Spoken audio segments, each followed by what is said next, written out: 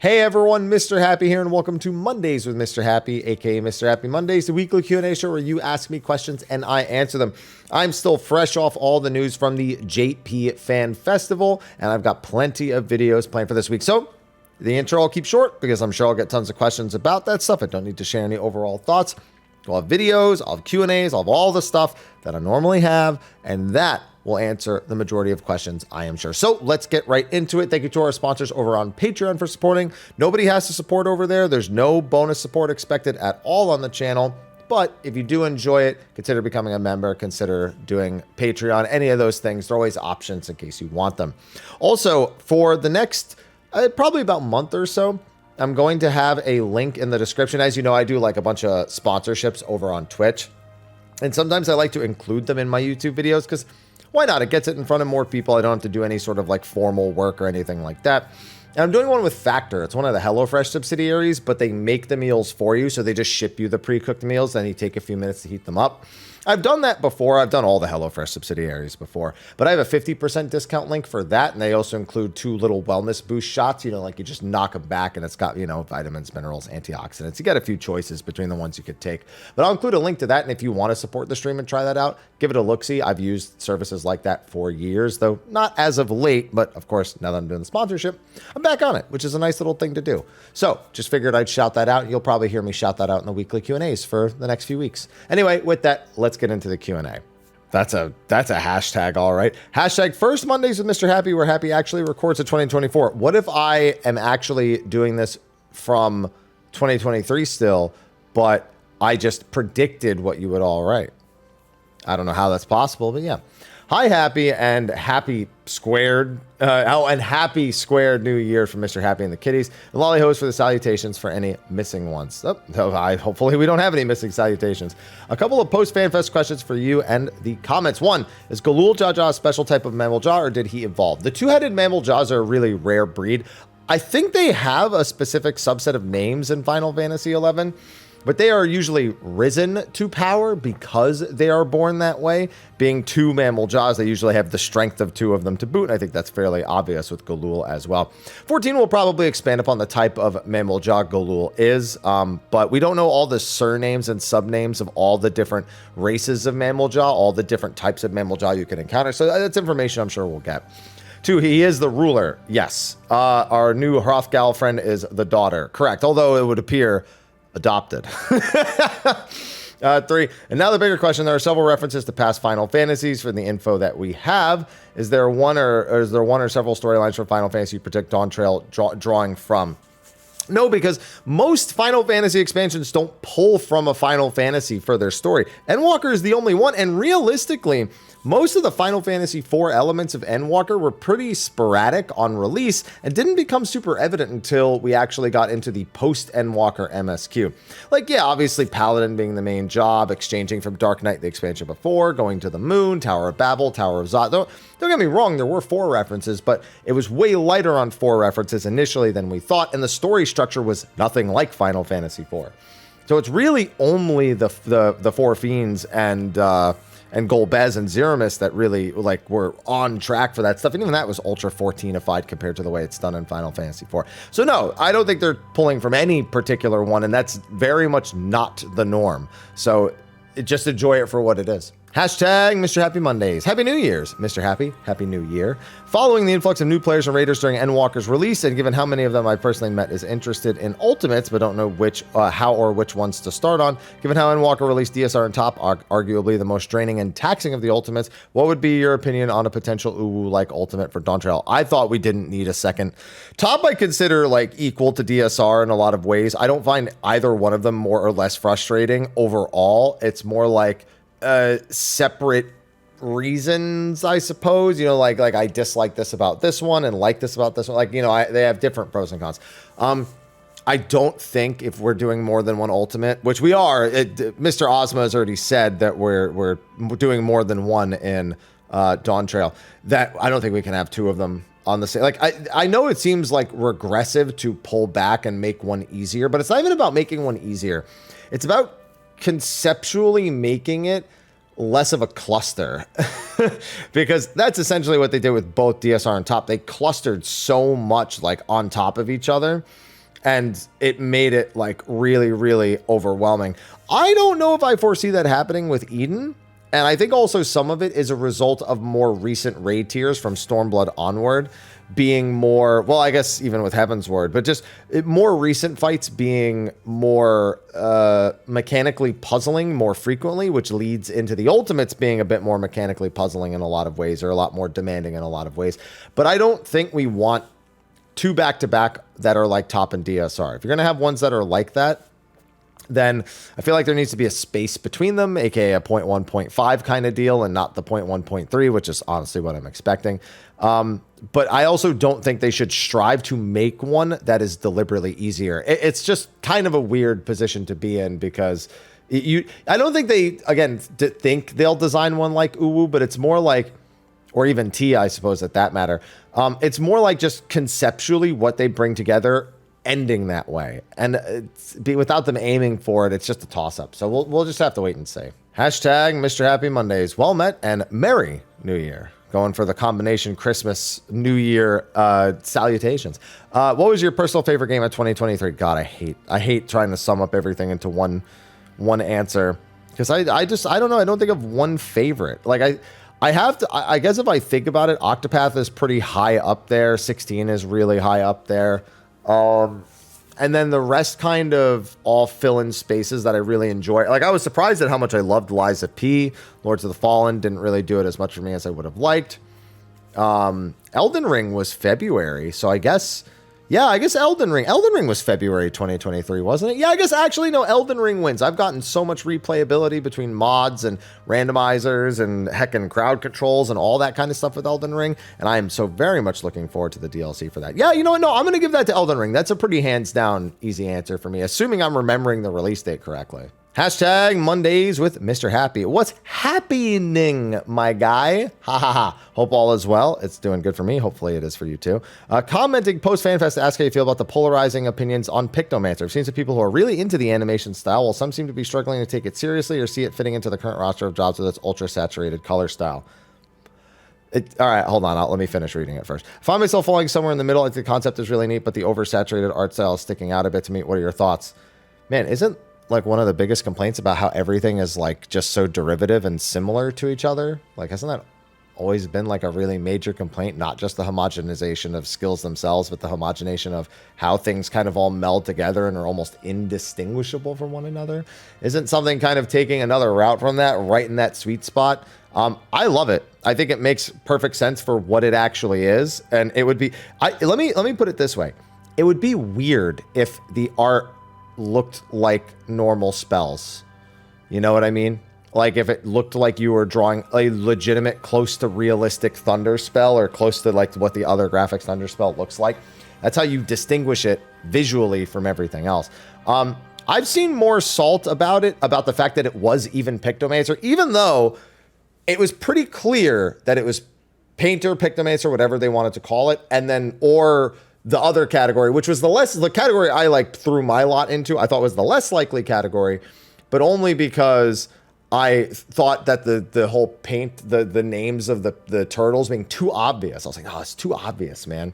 Way too obvious. And then that's what it was. You know, it was the obvious answer. So I really like it. You know, I'd prefer it have its own style, even if it has a bit of a juxtaposition to the current style. It also might not look exactly like that by the time we see it, but still. Because they would insta-quit any content where they were partied up with a Pictomancer. A, they're lying. B, I feel bad for them because that means they're doing all their content with all the effects on in the first place. And that's just bad. Hey, Happy. Hashtag Mr. Happy Monday. I saw the hashtag, even though you did it out of order. I like the priority of the hello. Do you make any adjustments or changes on stream when you get 3 or 4 times the viewers during special events? No, my energy just has to come up because I like to pay a lot of attention to chat. And so if there's more chat, then I have to bring more energy to it. But nervous? No, not really. I'm more of a reaction if there's somebody that I regularly like watch who comes in and I didn't know that they had even like they had come by the stream or were bringing people to the stream. Like, oh my God, it's so nice to see. Like I remember when Dyrus dropped a bunch of people off. Dyrus was the first ever streamer I watched. So, you know, I hammed it up a little bit, but that's about it. Otherwise it's just the energy. It's just bringing the energy level up to match the volume of energy that's available from the chat. Hashtag Mr. Happy Monday. At this time, oh, we have our lack of hello. Okay, well, fortunately, you were saved by someone earlier, but rough. At this time next Monday, we'll have passed the most awaited FanFest. What was the thing you got most excited about?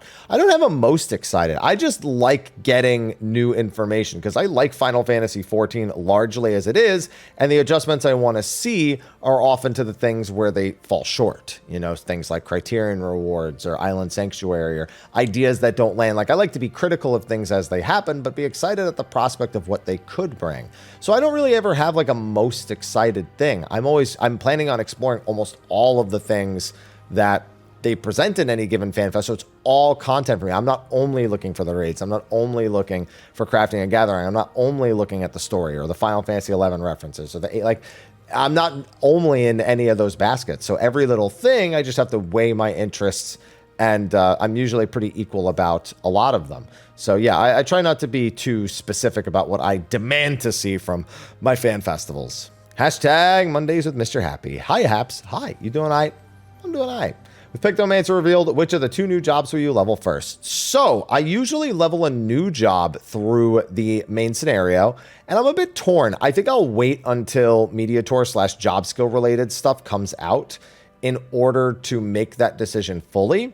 Because that's what I made the decision historically as well. Like, I'll play through and I'll be like, yeah, you know, I want to try that and that and that.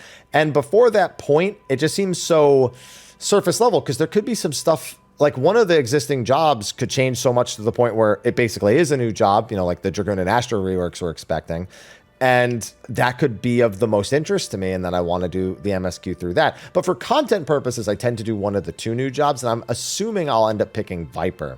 I'm really attached to Black Mage in the caster category. That being said, whichever one I don't level first, I'll probably be leveling second. So, you know, at the very least, I'm thinking Viper and then Picto, but until we see the skills like in their entirety, I won't know for certain. Hashtag Mr. Happy Monday. Hello and Happy New Year. Hi. In the last question of the week, you mentioned very quick indie Souls-like games. I was curious if you had tried Ashen. No, I saw Ashen, but I never got to try it. I wasn't playing too many indie Souls-likes. I think I had played like Mortal Shell really at that point, and that might have been it. But no, I didn't play too many indie Souls-likes because I often would look at them and be like, yeah, something's not ringing true for me right here with this one. Hashtag Mr. Happy Mondays. Hey, Haps. Hi. How was your birthday weekend holidays? You know, it was all fine. I just worked, streamed. You know, I lived my life. Not much else. Pretty bummed that the new caster isn't a mage at all. It is a mage. And it should have been Geomancer. No, Geomancer is already in the game, and it's in the Far East. Or Druid Shaman, as it would fit the expansion even better than Pictomancer. We don't know that. That's just a headcanon that we've created, which is different, but whatever, as mage player. Yeah, I don't know. That's just like a lot of, I created a headcanon and won't accept that it is exactly what they say it is, a ranged magical DPS, because it's using magic and it's a mage. And that's it, because, you know, it's a Pictomancer. You know, that's fine. Anyway, a question for you. Have you ever tried any Chinese RPGs like Sword and Fairy or Zhanyan? No. That's just the answer. I didn't even know those existed. Hashtag Mr. Happy Mondays. Hello. Hi. My first question is, wow, we got right into that. I mean, I like it. The hello. It's like, I know he expects the hello. Let's get into it. Are there any remaining Final Fantasy creatures you would perhaps like to see as a boss fight in 14, such as old summons or old boss?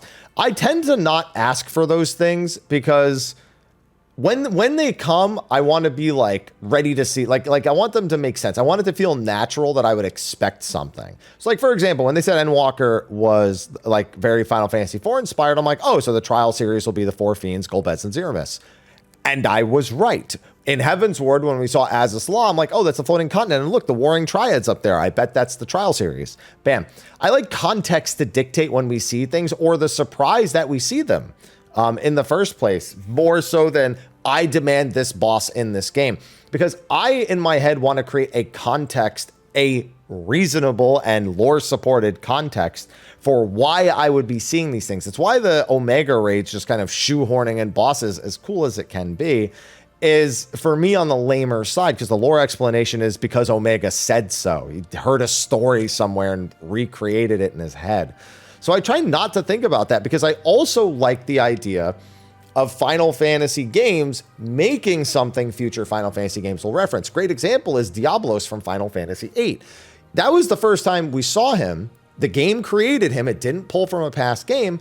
And look, he's in 11, he's in 14, a lot in 14. He even got added retroactively to some of the remasters of the older titles, like Final Fantasy VI. Was it 6 that he was? Yeah, I think it was 6. It was 5?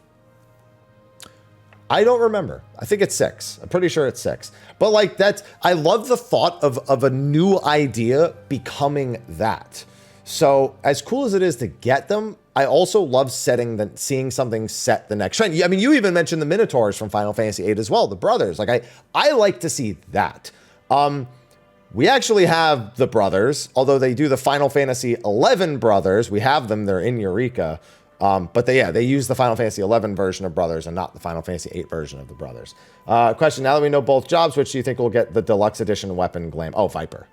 Hands down. Hands down, Viper. Hashtag Mr. Happy Mondays. Hey, Happy. Hi. Hope you're doing well. You too. Figured I'd get the question regarding JP FanFest keynote before you do your Q&A.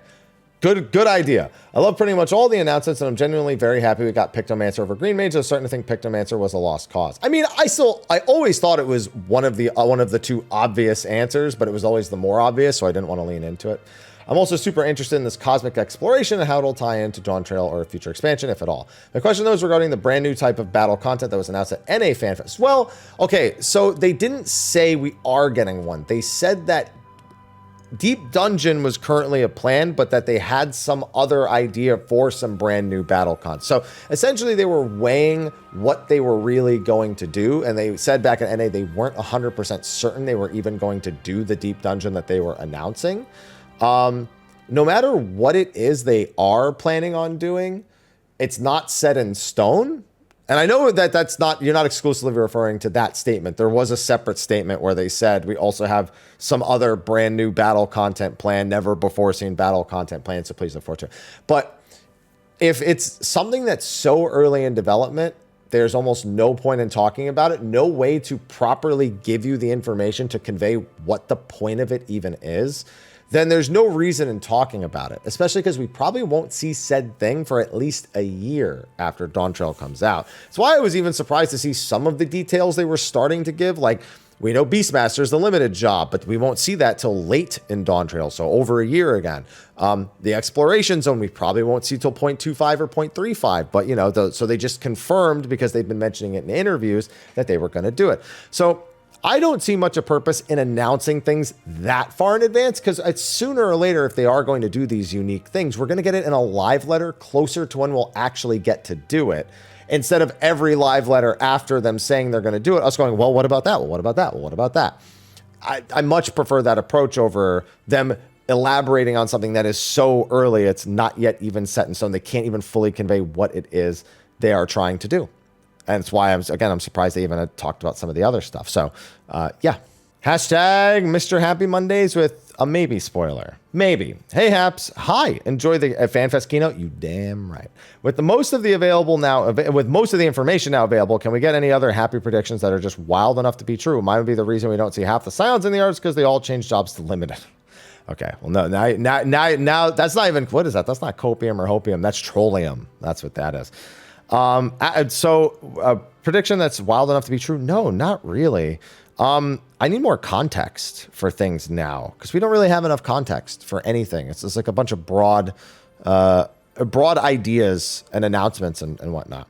Actual serious question: with all the stuff that's been advertised for Dawn Trail, is there a risk that they will stretch themselves too thin, trying to appease the most vocal parts of the fan base? I think if they were going to stretch themselves too thin, they wouldn't do it in the first place. So I'm not really worried about that at all.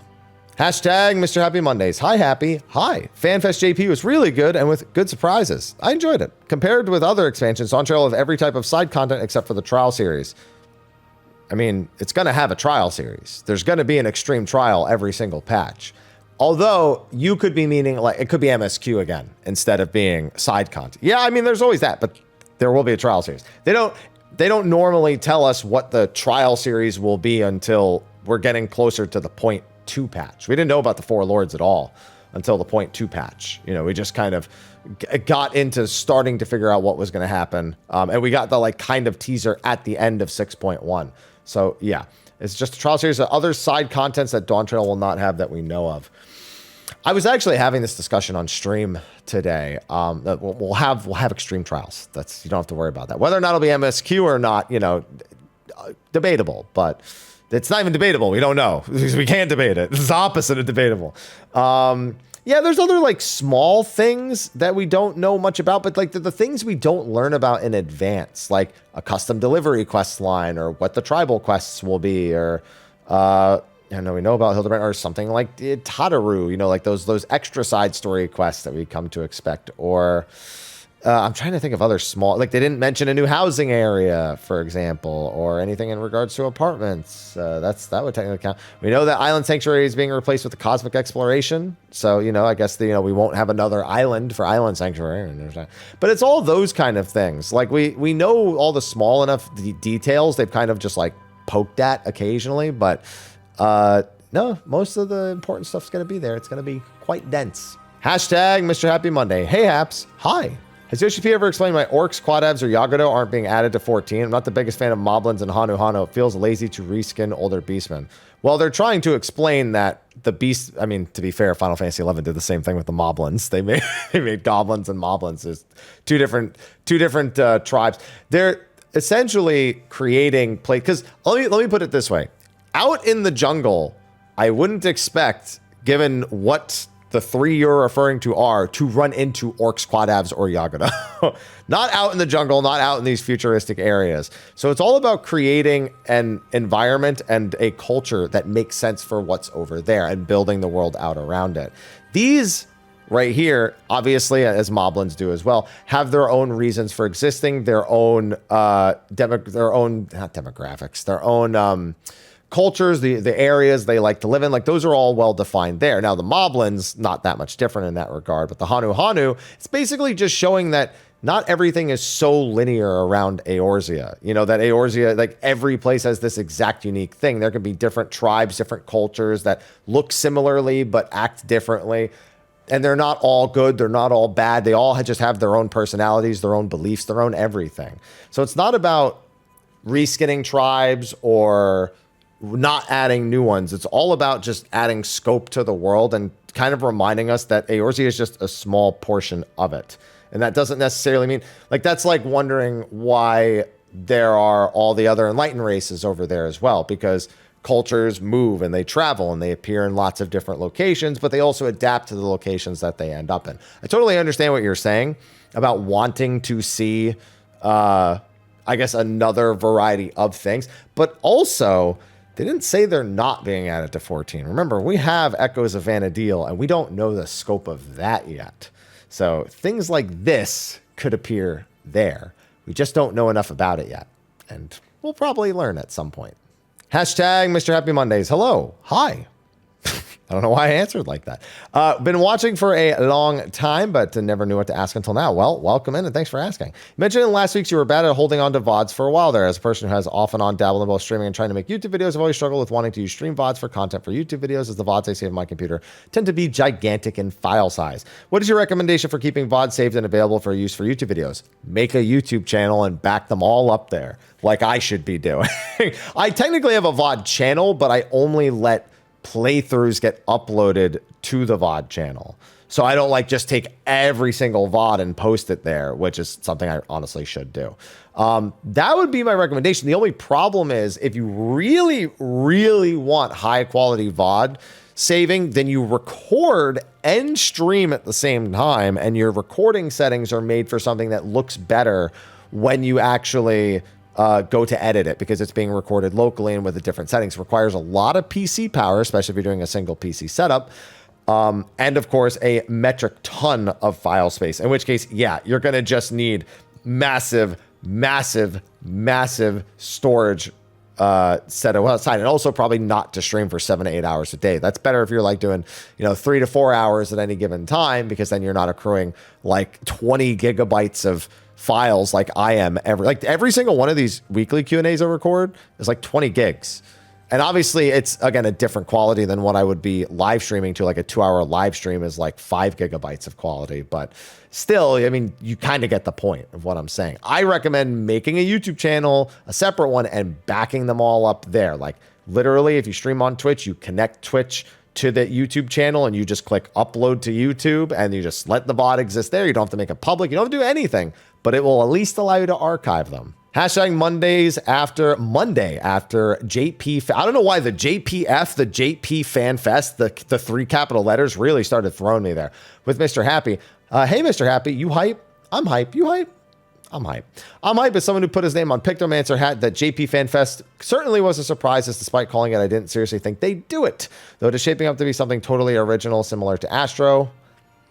I don't know about that. I mean, yeah, it's not going to work exactly like Realms, but they pretty directly call back to Realm quite a few times when they were talking about it. Astro, on the other hand, was like a class/job in Final Fantasy Tactics that a non-playable character used, and they only used one skill, and yet they decided to make a whole job out of it. Whereas this more has like a real basis in Final Fantasy VI, like a direct character to job representation, I suppose. Do you think they'll pull some spell names for possibly an effect or two from Bravely Default 2? I think they're going to largely look at Realm skills, but yeah, I mean, they have plenty of things. I expect a lot of art-related puns, in all honesty. But, yeah, I mean, they've got room to pull it from other games as well, like, you know, Bravely and whatnot. Yeah, it wouldn't be too surprising. One extra note I want to say that Yoshi P's comments about liking wolves recently leaving the door open slightly. Now you want the Lupin to be playable. Yeah, exactly. We always had a feeling he was going to leave the door open, but, you know, we also know how long it took to get what we have now. So maybe let them optimize the process a little bit more before they get into any more races, because we don't want these kind of weights, and we don't want the limitations that some of them have. All right, and that was actually the last question. A bunch of Happy New Year's. By the way, thank you, Banana, for Osiris, the Consumed King. That's the one I was talking about last week that does that bullshit charge attack from Dark Souls 3 that does way too much damage. I hated that thing. And then there was also someone asking about name changes, but I saw there was a reply that answered the question. I also wouldn't know. I haven't done a name change ever, so I'm not knowledgeable in the source. The meme bingo cards, cheers to the new year. And then just a few other comments about my starting comments last month about some of the, as one viewer put it, the self-reflection that I had towards the end of last year. Fortunately, when I say 2024 is going to be a year for me, I mean it. Last year was a lot of picking up pieces, and I'm already excited. It's good to have like a really positive energy flow here at the start of 2024, and that's only getting started, because you know those game releases that we have. And I'm not expecting it to be a perfect year. I'm never expecting it, but I'm feeling more optimistic than I have been in a very long time. So I took a little bit of my seasonal depression. Now we channel it back the other way, and we do what's best for us. And hopefully y'all are going to be doing the same. And I don't mean that like bullshit, like, oh, you know, New Year's resolution, like I'm going to quit it in a month kind of thing. No, I mean like real serious self-reflection, change, and steps forward. I always say that the new year is like the world's biggest Monday. Because it's like, you know, everyone's like, yo, on Monday, I swear, it's going to be the day. I'm going to change everything. On Monday. New Year's is a lot like that, where it's like, okay, it's New Year's, new me, you know, I'm ready to go. I'm going to do it after New Year. Specifically the 2nd. I ain't doing that shit on the 1st. No, but I mean, like, no, genuinely, like, it's more like a feeling that I've had going into the year and less of a sudden feeling at the beginning of the year, but making it my year. Anyway, with that, thank you for watching. Be sure to like and subscribe. If you have a question, put it in the comment section below. You know how many people send me emails and like messages like, oh, I didn't know how to ask. I was like, well, then watch to the end of the video and you might just figure it out, you know, because I do say it, you know, ask below in the comment section, and that's where the questions end up, you know what I'm saying? Anyway, I'm going to get working on all that content you guys are waiting for. So thanks for watching. I'll see you next time. Bye-bye.